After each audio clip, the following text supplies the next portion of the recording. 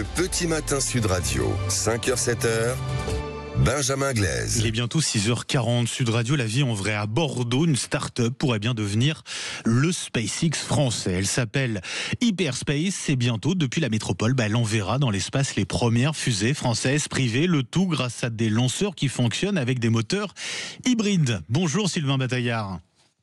Bonjour. Et merci d'être avec nous ce matin sur Sud Radio. Vous êtes le cofondateur, directeur stratégie d'Hyperspace. Je vous présentais à l'instant comme une forme de SpaceX à la française. Je ne sais pas ce que vous en pensez. Elle vous va ou pas cette comparaison ? Disons que c'est sûr que quand on parle de fusée, en effet, on est sur le même marché. On fait des choses qui vont dans l'espace. Après, on n'a pas les mêmes budgets. On va pas se mentir.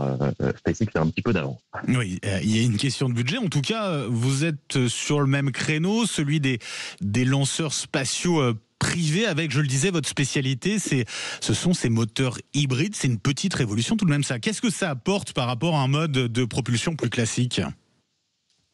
Oui, tout à fait. C'est quand même pas mal innovant. En fait, on développe cette nouvelle technologie de propulsion, en propulsion hybride, qui est à mi-chemin entre les deux technologies qui existent en propulsion spatiale. Et ce que ça apporte, c'est surtout la simplicité. C'est un moteur plus simple, donc moins cher. Plus simple et donc moins cher, ça c'est la force principale. On insiste en tout cas à une véritable forme de privatisation du secteur, avec déjà quelques startups de lanceurs spatiaux en France. C'est un marché qui est en pleine expansion. Comment vous expliquez cette tendance-là, Sylvain Bataillard ? C'est en effet un marché qui est en pleine expansion depuis déjà quelques années maintenant. En fait, ça a vraiment commencé avec la miniaturisation de l'électronique. On regarde les satellites qui devaient être lancés dans l'espace il y a 20 ans. C'est des satellites qui coûtaient extrêmement cher. Ils devaient faire 10 tonnes et ils devaient être envoyés sur des lanceurs lourds. Maintenant, avec la miniaturisation, les satellites sont beaucoup plus petits. Certains peuvent faire jusqu'à la taille d'une boîte à chaussures, donc c'est vraiment pas très grand. La taille d'une boîte à chaussures pour un lanceur ? Incroyable. Non, pour un satellite. Pour un satellite. Et du coup, on peut avoir des lanceurs beaucoup plus petits. C'est ça. Forcément. Vous parliez, on parlait justement de différence de moyens notamment avec SpaceX. C'est un domaine dans lequel on peut espérer un jour rivaliser avec les acteurs américains, ou je pense aussi aux acteurs chinois. C'est envisageable ça ou pas ? En tout cas, vous avez fait une levée de fonds de 21 millions d'euros. Il y a quand même des moyens à aller chercher. Oui, tout à fait. Il y a des moyens à aller chercher en France, en Europe. Et clairement, je pense qu'il ne faut pas rougir de notre industrie spatiale, puisqu'il y a encore quelques années, Arianespace était vraiment le leader mondial du marché. Donc on s'est fait dépasser par SpaceX, mais on a toutes les compétences, le tissu industriel, les ingénieurs, les écoles nécessaires, toutes les petites PME qui permettent ça. Donc je pense qu'on n'a pas à rougir de ça et on peut clairement rester dans la course. Le nom de votre fusée, vous l'avez appelé avec humour, Baguette One. Elle va servir à quoi exactement cette fusée ?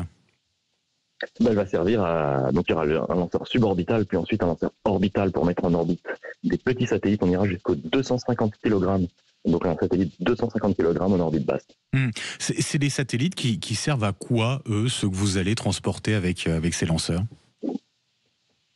Alors ça va vraiment dépendre de la typologie du client, mais il y a de tout. Il peut y avoir des satellites étudiants, de recherche scientifique, de télécommunications, d'imagerie. Il y a vraiment toutes les possibilités. On pense forcément aussi, alors comparaison toujours avec les États-Unis, mais on pense notamment à Starlink, dont on est beaucoup dépendant sur le reste du monde.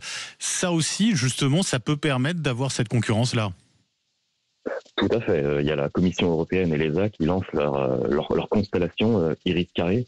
Donc l'objectif, c'est vraiment de concurrencer Starlink, en effet. Avec votre objectif, c'est de faire décoller cette première fusée privée en France métropolitaine. C'est un sacré défi. Ça, c'est pour quand ? Quel est le calendrier à suivre ? À l'heure actuelle, c'est prévu pour la deuxième moitié de 2026, pour un premier décollage depuis la France métropolitaine, en effet, depuis un site de la Direction Générale de l'Armement. Donc ça, c'est un petit peu neuf. Ça va arriver très vite. Tout à fait. Ouais. En tout cas, on travaille très fort pour que ça arrive le plus vite possible.